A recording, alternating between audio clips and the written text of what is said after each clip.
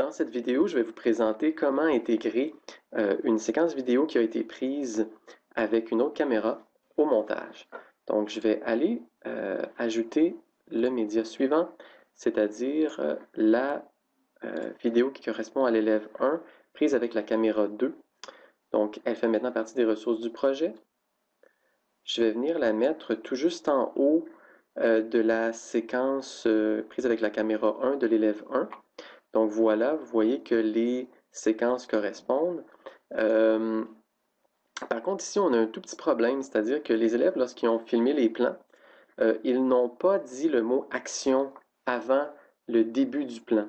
Donc, on n'a pas la possibilité au montage de voir les deux bandes très hautes qui indiquent que l'élève a dit fort le mot action. Et ça ne nous permet pas de faire correspondre les deux séquences. Si les élèves avaient fait ça, on verrait deux très grandes lignes là, dans les séquences audio correspondant aux deux séquences suivantes. Donc, c'est pas possible de faire correspondre l'audio des deux séquences de cette façon-là. On va juste voir si elles correspondent parce que ça pourrait arriver, c'est rare. Vous avez quel âge? 17 ans, parfait. Connaissez-vous? Alors, on voit qu'il y a un décalage, donc elles ne sont pas bien... elles ne se chevauchent pas parfaitement. Donc, il va falloir faire un ajustement.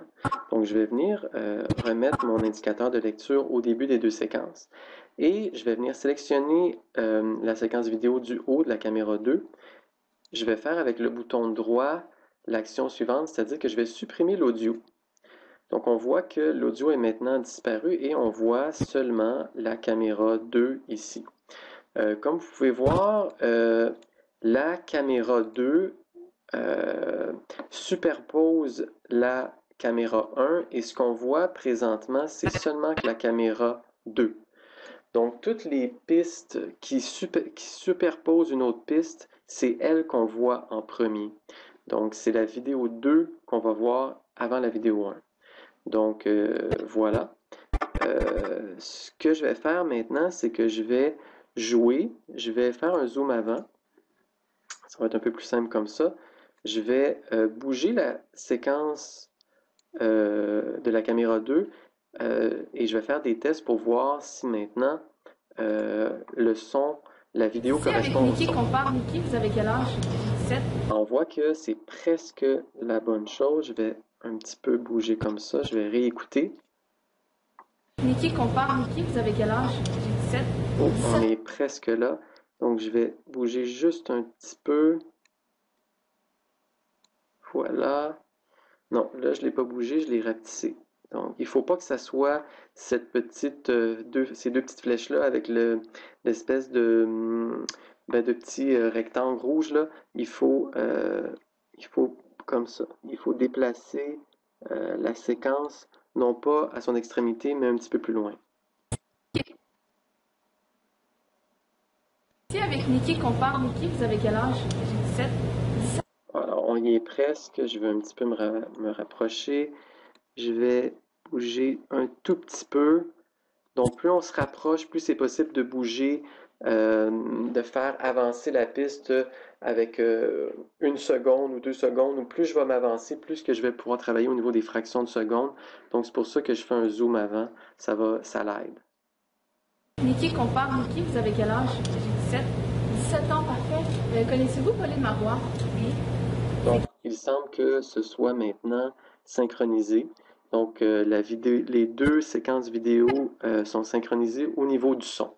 Donc, des fois, ça peut prendre 30 secondes, des fois, ça peut prendre 2 minutes ou 10 minutes. Ça dépend de la complexité des choses, mais habituellement, ça peut se faire assez rapidement.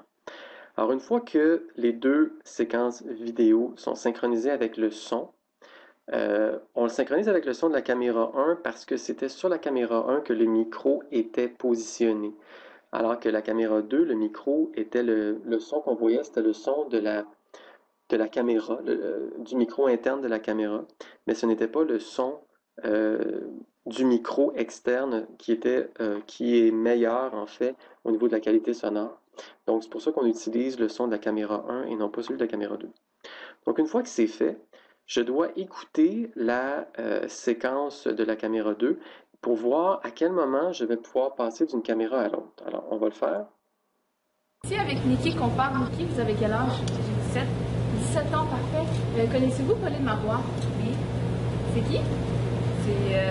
Alors ici, on pose une question à l'élève. Donc, ce que je vais faire, c'est que je vais venir cliquer ici sur la séquence vidéo.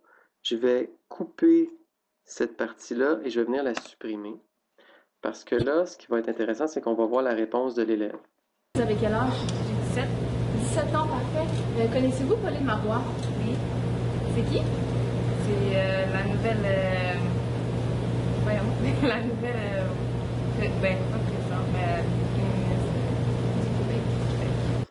Donc ici, je vais venir à nouveau couper parce qu'elle vient de finir sa réponse. On va continuer.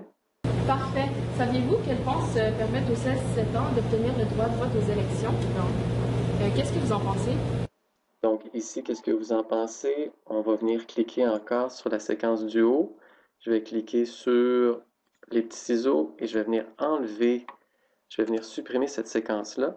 Donc, ça va me permettre de faire un aller-retour entre les deux séquences. Donc là, présentement, la lecture se fait avec cette séquence-là. Et lorsque j'arrive ici, on tombe avec la caméra 2. Donc, on va la réécouter pour voir ce que ça donne. On parle, Niki, vous avez quel âge? J'ai 17 ans, parfait. Connaissez-vous Pauline Marois? Oui. C'est qui? C'est la nouvelle... voyons, la nouvelle... ben, pas présidente, mais ministre du Québec. Parfait. Saviez-vous qu'elle pense permettre aux 16-17 ans d'obtenir le droit de vote aux élections? Non. Qu'est-ce que vous en pensez?